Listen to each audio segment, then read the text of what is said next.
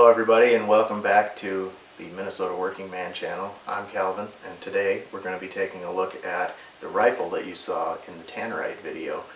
This is my Winchester Model 70 topped with a Nikon Buckmasters 2 scope. And we're just going to be going over, some of the features of the gun. A lot of you are probably familiar with this as an extremely popular hunting rifle. Probably the second most popular hunting rifle in America behind the Remington 700. So we're just going to be going over the gun a little bit, giving a little bit of a history on this particular model, the Ranger model, and kind of going through some of the features of the scope and the mounts as well. Just a quick little video, just wanted to get this out there just to create some content for you guys. Things have been going a little bit slow and get to that in a little bit, but stay tuned for the rest. Alright, so as for the gun itself, like I said, this is the Winchester Model 70 Ranger model. Now the Ranger model was introduced in the mid-80s sort of as an entry-level price point for the Model 70. They kept pretty much everything the same. It's a push-feed action, drop-down floor plate, everything, the three-position safety, everything about it is pretty much the same as a standard Model 70. The only thing that they cheaped out on was the stock. This is a birch stock. It has no checkering or stippling on it. The standard stock would have been a nice walnut with some checkering on it. But, for my purposes, I don't really care. This stock is functional. It's plenty durable for what I need. And it allowed for the gun to be priced at a more competitive price point.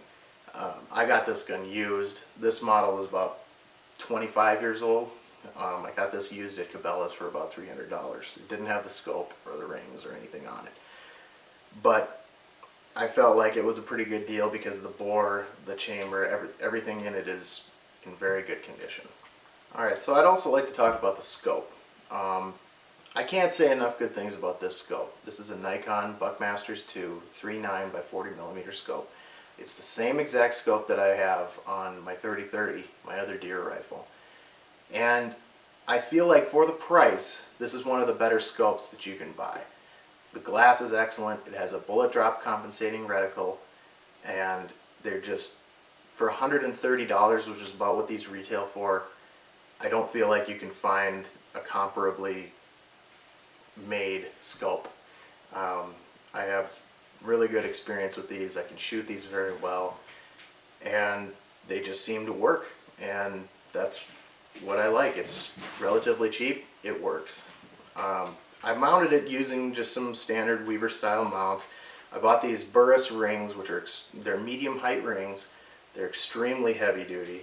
Everything is Loctited in place, and I have had zero issues with this gun in terms of shooting accurately, and especially using the bullets that I've settled on, which are the Hornady Superformance bullets you saw in the other video.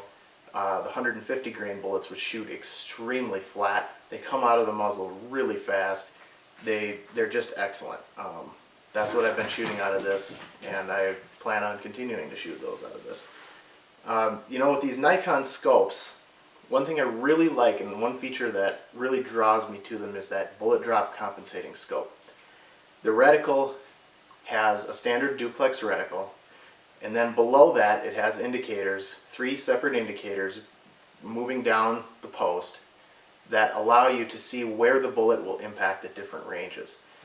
And there's a companion software called Nikon Spot On software that allows you to calculate that based on what bullet you're using and the distance at which your rifle is sighted to zero.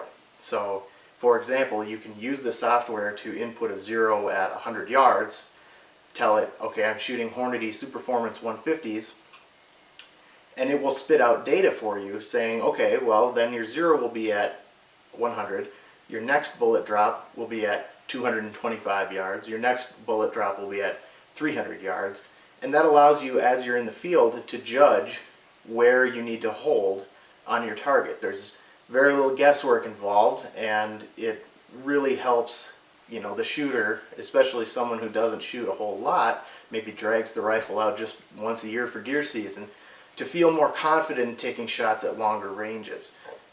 And so I really enjoy that feature, and you go on a website and just do it from your computer. I believe there's also an app. So I really like that feature about these scopes. And like I said, for $130, I mean, you're getting an excellent scope. Is it going to be a Leupold or a Vortex? No. But for the average shooter, for the person who isn't shooting all the time and needs to shoot at 800 yards or whatever, I mean, this is more than enough quality of a scope. I really like the glass on it, and it's a very good companion for this rifle. And like I said, I have the exact same one on my other rifle as well. So I really enjoy that. I think it's something that I've recommended it to a lot of different people that are in the market for scopes. So that's going to pretty much do it for this video. Intended for this to just be a real short little explanation on this particular gun, this setup here. If you have any questions, certainly leave them in the comments or send me a message. And you can also get in touch with me on Instagram and Twitter, and the links to those social media accounts are in the bio for the YouTube channel, and they'll be in the description of this video as well. So thanks for watching. Stay tuned. We're going to hopefully be pumping out more content soon.